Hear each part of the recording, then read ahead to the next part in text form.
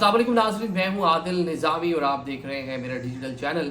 आज की व्लॉग में 3 अहम इश्यूज़ जो हैं उसमें बात करनी है। एक सबसे पहले अमेरिकन कांग्रेस में पाकिस्तान के इलेक्शंस के हवाले से एक करारदाद मंजूर हुई है। ये बिलाशुबह पाकिस्तान तहरीक इंसाफ की एक विन विन पोजीशन है कि उसकी एफर्ट्स की वजह से पूरा मामला यहाँ तक पहुँचा। दूसरा आप देख रहे हैं प्राइम मिनिस्टर ने आज अपोजिशन लीडर से पार्लियामेंट में जाके खुद से मुसाफा भी किया, हालात वाक़यात भी पूछे और साथ साथ मुज़ाकरात की दावत भी दी। और थर्डली जनाब पाकिस्तान तहरीक इंसाफ के साबिक़ रहनुमा हैं, बल्कि मौजूदा रहनुमा ही कह लेते हैं क्योंकि वो ओन करते हैं कि पार्टी के अंदर मौजूद है, फवाद साहब, उन्होंने बयान दिया है और जो मौजूदा लीडरशिप है उसको क्रिटिसाइज़ किया है। सम हो उसके हवाले से जो खदशात हैं उसका इज़हार किया। सबसे पहले जनाब अमरीकी ऐवान नुमाइंदगान की जानिब से पाकिस्तान का जो इलेक्शन हुआ था 8 फरवरी का, उस पर जो है आज हमने देखा बाकायदा तौर पर करारदाद जो है वो भारी मैंडेट, भारी अक्सरियत के साथ जो है वो मंजूर होगी। लेकिन इसका सबसे पहले आपको ये भी बता दें कि कोई इसका उस तरह से इम्पैक्ट गवर्नमेंट टू गवर्नमेंट जो रिलेशंस है उस पर नहीं होगा और बाकी मामलों पे नहीं होगा। लेकिन ये पाकिस्तान तहरीक इंसाफ के लिए विन विन पोजीशन है। पाकिस्तान तहरीक इंसाफ आपने देखा पाकिस्तान में कोई भी इलेक्शन आज तक फ्री एंड फेयर नहीं हुआ। 12 अक्टूबर 1999 कोई प्राइम मिनिस्टर को बाहर भेज दिया, मोहतरमा की, उससे पहले 90s में सब कुछ चलता रहा। फिर 2013 में जो कुछ हुआ, 2018 का जिस तरह का इलेक्शन हुआ, पाकिस्तान मुस्लिम लीग नून उस टाइम रोती पीटती रही कि हमारे साथ जो ज्यादती हुई है। सामो इसी तरह की किसी कम थी मामला इसी तरह के थे। लेकिन कोई भी किसी आलमी सतह पे मामले को इस तरह उजागर करने में कामयाब नहीं रहा। वो मुस्लिम लीग नून हो, वो पाकिस्तान पीपल्स पार्टी हो, बिलाशुबा वहाँ जो उनकी सियासी क़यादत से रबते थे उनके ज़रिए प्रेशर डाला जाता था। लेकिन ये पाकिस्तान तहरीक इंसाफ ने पहली बार अवामी सतह पे वहाँ इतना ज़्यादा प्रेशर डाला लॉबिंग करके कि पहले जिस तरह उनकी जो एक कमेटी थी वहाँ पर इसकी पूरी बातचीत हुई, जो ऑफिशियल्स थे उनको बुलाकर, इवन डोनाल्ड डू को बुलाकर भी खान साहब के हवाले से जो साजिश वाला पूरा मामला था सवाल जवाब हुए थे। अब हम देख रहे हैं कि बाकायदा तौर पर जो कांग्रेस है, अमेरिकन कांग्रेस, वो ये करारदाद मंजूर कर रही कि पाकिस्तान का जो इलेक्शन है वो फ्री एंड फेयर नहीं था। 5 उन्होंने चीज़ें भी बताई जो ठीक करने की ज़रूरत है, जो उसके अंदर करारदाद का मतलब आपने सब देख लिया होगा। लेकिन इसका इम्पैक्ट बहुत ज़्यादा होगा। इम्पैक्ट पाकिस्तान तहरीक इंसाफ के लिए बहुत ज़्यादा है, हुकूमत पाकिस्तान में, क्योंकि सारे मामला था अमेरिका से। कल हमने एक ब्लॉग किया था, हमने बताया आपको कि अमेरिका में अमूमन जो गवर्नमेंट बनने जा रही होती है, जो वहाँ की इस्टेब्लिशमेंट है, वहाँ के जो अदारे हैं, वहाँ की जो ISI है, मतलब CIA और FBI, वो ऑलरेडी चीज़ें मतलब फोर्स ही कर लेते हैं कि कौन पावर में आ रहा है, तो उसके मुताबिक चीज़ें एग्जीक्यूट होना शुरू हो जाती हैं। तो अभी बज़ाहिर ये लग रहा है कि शायद वहाँ पर ट्रंप, क्योंकि अभी तक वो मैदान में मौजूद है, 18 जुलाई तक चीज़ें वाज़ेह हो जाएंगी, तो अगर वो आ जाते हैं पावर में, जिस तरह पहले भी पाकिस्तान में लोग बात कर रहे हैं, तो ये पाकिस्तान तहरीक इंसाफ के लिए एक बेहतर होगा। खान साहब के साथ उनके अच्छे मरासिम भी थे, 2 बार उन्होंने दौरा भी किया, वाइट हाउस में उन्होंने उनको मदऊ भी किया, बातचीत भी, मुलाकात भी हुई, तो पाकिस्तान तहरीक इंसाफ उसका बड़ा क्रेडिट भी लेती है। तो अभी ये देखना, ये जो सूरत हाल है, ये बिलाशुबा एक पाकिस्तान तहरीक इंसाफ के लिए बेहतर है। अब इसका प्रेशर डेफिनेटली आएगा और प्रेशर आना शुरू भी हो गया है। दफ्तर खारजा ने उसका रिबर्टल दिया, और कहा है कि जो दोनों कंट्रीज़ के ताल्लुकात हैं और जो सियाको सबाक है उसे हट के इसको पेश किया गया और ये ठीक चीज़ नहीं है। इसके वक्त की बात की बड़ी अहम इसकी इंपॉर्टेंस है कि किस टाइम पे पेश किया जा रहा है। बल्कि जो एनालिस्ट है वो देख रहे हैं कि प्राइम मिनिस्टर ने अभी हाल ही में चाइना का दौरा किया है, चाइनीज़ इन्वेस्टमेंट और बहुत सी चीज़ें चल रही हैं, अमेरिका उससे नाखुश है, ईरान के साथ जो मामला हमारे चल रहे हैं, गैस पाइपलाइन वगैरह वगैरह, रशिया के साथ जो पूरे मामला वो इमरान खान के दौर में शुरू हुए थे। खान साहब भी उसको यही जवाब बनाते रहे कि मेरी गवर्नमेंट जो है वो रशिया दौरा, रशिया ऑयल, वो सारी चीज़ें लेने की वजह से फारिग हुई, रजीम चेंज सारा मामला है, एक वजह उसको ये बताते रहे।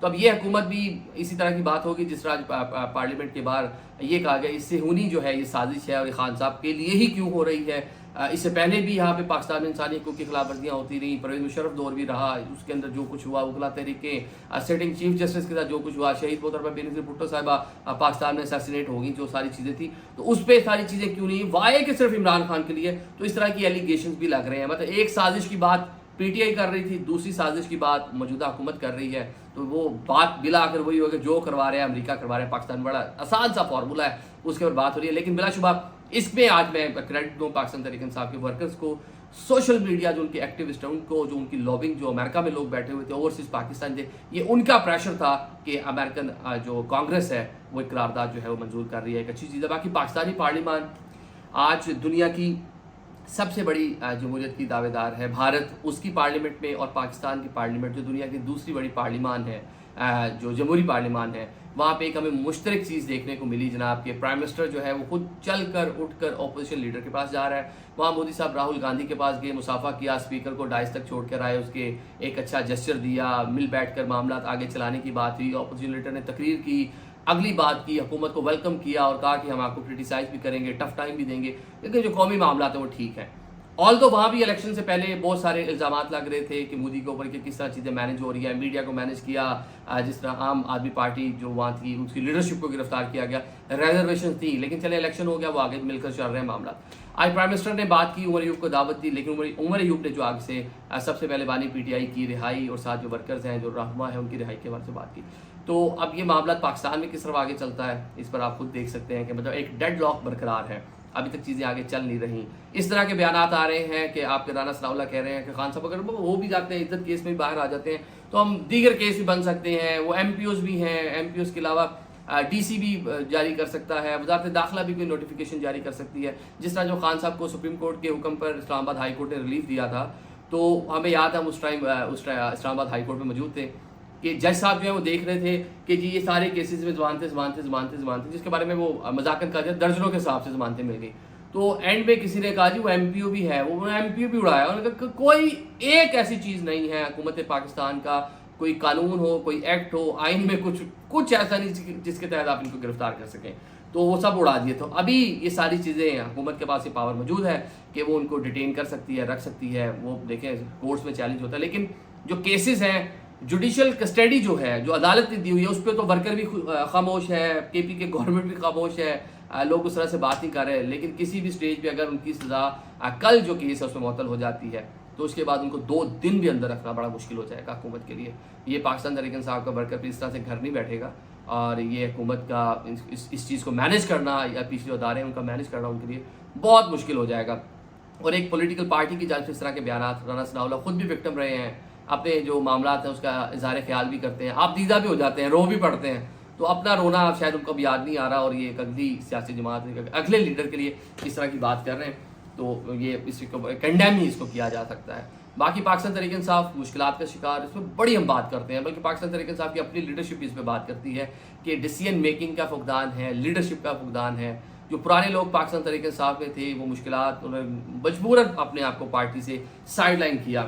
اسد عمر ان میں شامل تھے، اس طرح سے پارٹی کے بارے میں کچھ انہوں نے الفاظ نہیں کہے. ان میں فواد چودھری ایک بڑا نام ہے، وہ اس میں شامل تھے. ایک ٹویٹ کر کے گھر بیٹھ کے جس طرح انہوں نے ایک علی فرقان ہمارے دوست ہیں وائس آف امریکہ، انہوں نے اس کو انٹرویو دیا، اس میں بڑی کھل کر باتیں کی، آپ بیتی بھی سنائی، کس طرح اٹھایا گیا، کیسے رکھا گیا، کیا تشدد ہوا، کیا مطالبات تھے، کیا وہ چاہتے تھے، کس طرح آئی پی پیز کے لیے ان کو لے کر گئے لاہور تک، وہاں جا کے کیا کچھ ہوا، وہ سارا انہوں نے تذکرہ کیا اور بتایا کہ بانی پی ٹی آئی کو سب معلوم ہے، ان کو ساری چیزیں پتہ، جیل میں ملاقاتیں ان سارا بتایا کہ یہ صورتحال ہے. لیکن جو موجودہ باہر لیڈرشپ ہے اس پر تنقید سامو ٹھیک بھی ہے.